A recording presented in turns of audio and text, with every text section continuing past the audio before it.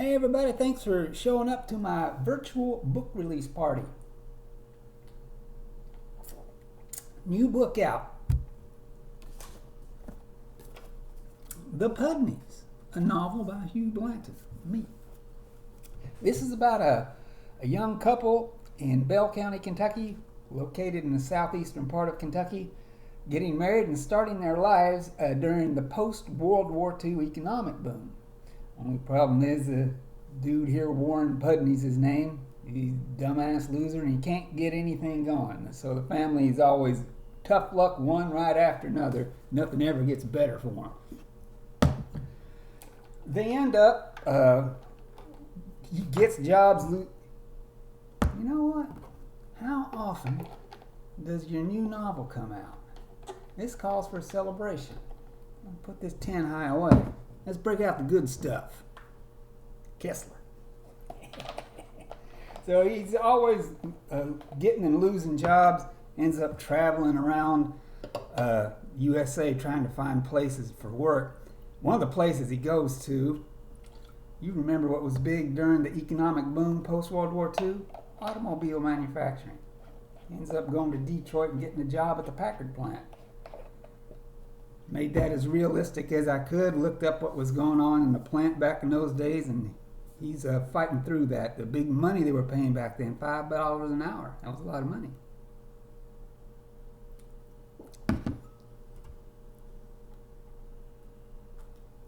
Back in April of 1964, LBJ, Lyndon Johnson was the president, and he declared war on poverty. And so two of the places he went to visit was in eastern Kentucky, not far from Bell County, where my story takes place. Martin County and Johnson County he visited, and showed these poor people in their mountain homes and talking real dumb with the Lord of mercy. And so drops in on a helicopter, and they're swarming him like they love him, which is kind of odd because even back then, it was not a blue county. But they welcomed the Democrat, and he's going to declare war on poverty.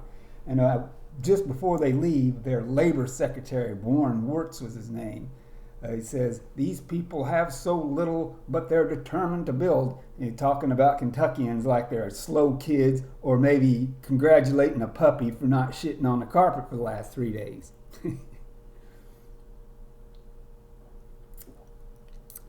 They have 3 kids pretty fast. One of them, the firstborn kid, is a rambunctious little shit. And there's during one time here, the train, and the L&N Railroad ran through there, and it derailed in Bell County. So, what happens is when they derail, back then they had these big giant telegraph poles, creosoted poles to carry telegraph wires, and they usually ran them along roads or railroad tracks. So the train derails, knocks the poles over. Guess what? It's all this copper wire laying on the ground. JR said he knows you can sell copper. So he grabbed a pair of wire cutters from the shed, probably belonged to his papaw that went to the war and never came back. JR worked the handles to clear the rust and dust, then jammed them into his back pocket and headed for the river. When he reached the bank, he took his shoes off, tied both of them together by the strings, and hung them around his neck. The roar of the shoals gave him pause, but he tentatively stuck one foot in, checked it for purchase, then brought in his other one. The water was too fast and white to see the rocks beneath, so he felt his way across one step at a time. He made the 30-yard crossing in 5 minutes, never falling once. After getting his shoes back on and heading up the steep bank, slipping every now and then on the spilled coal, he headed to the nearest toppled creosoted pole and snipped the insulated wire. JR yanked the wire up from beneath the coal, rolling it as he went, not really knowing how much he would take. The next pole was quite a ways up, so he snipped it a little over halfway there and started rolling and braiding his copper treasure. The shout coming from the mountain above made JR jump. "Don't you move, boy! You're under arrest for looting!" A big-bellied sheriff was yelling. "Just stay right there!"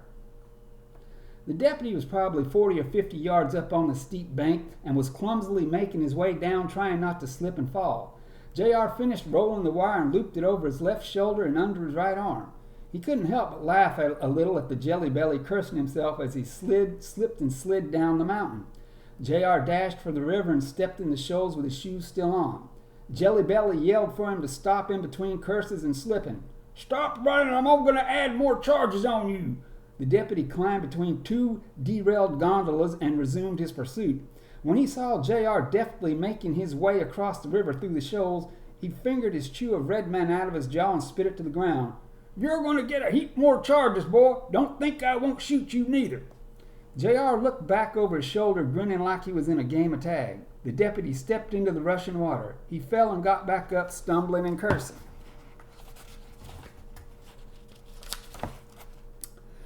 J.R. cleared the river and looked back to see how close his pursuer was.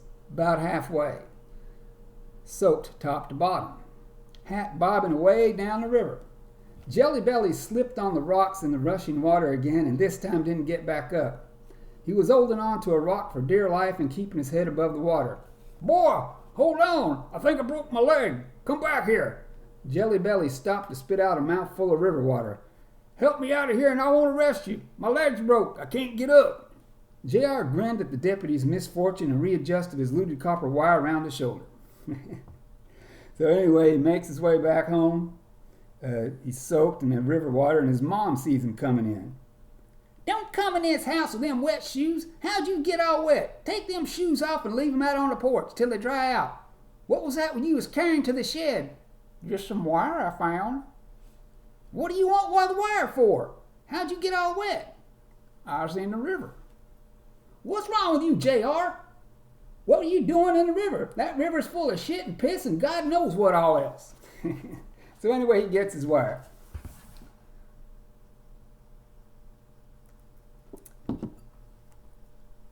Kessler.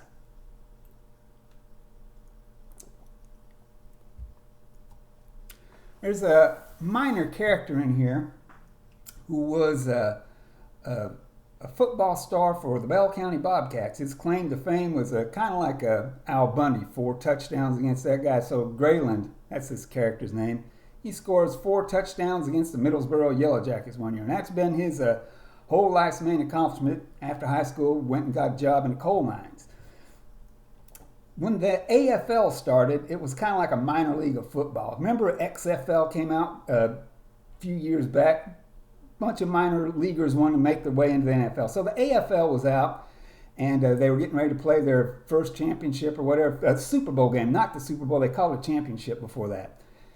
This guy, his ambition, he was going to join the AFL because he thought he was big shit.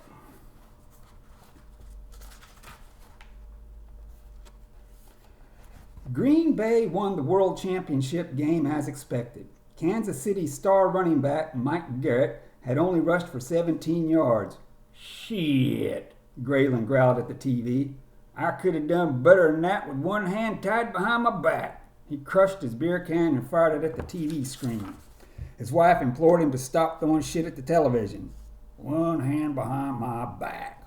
So anyway, what happens with these guys when their whole life was a football game 20 years ago and you can't get a job better in the coal mines? Coal mines paid good, but still, if you're a dumbass, you're a dumbass. You're just going to lose your money anyway.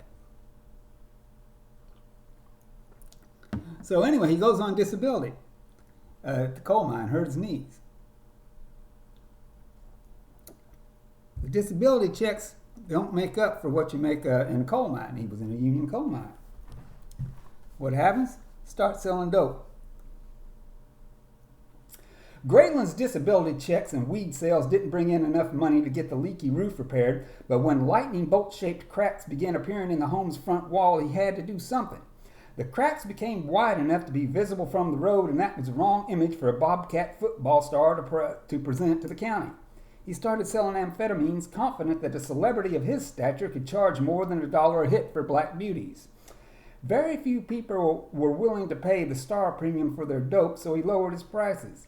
It worked, and he started selling a large enough volume that he would have his crumbling home patched up before you could say first and goal to go. Until the Bell County Sheriff raided him a 3rd time. He'd been busted twice before for weed. His former football star status wasn't enough to get him a light sentence this time. 5 years in state prison in Pikeville. His first year there, he made attempts to regale his fellow inmates in the day room with stories of his high school football heroics. The dirty looks he received let him know they weren't interested. He'd finally have to learn the art of silence. When the guards told him he hadn't cleaned the toilets good enough and to do it again, he wanted to remind them that he had rushed for 150 yards and scored 3 touchdowns for Bell High against Middlesboro, his senior year of high school. But he got the green, weaning the Comet back out, dropped to his knees and scrubbed, the Friday night lights of the football stadium and the roar of the crowd still alive in his brain. Things didn't turn out good for Scotty Grayland.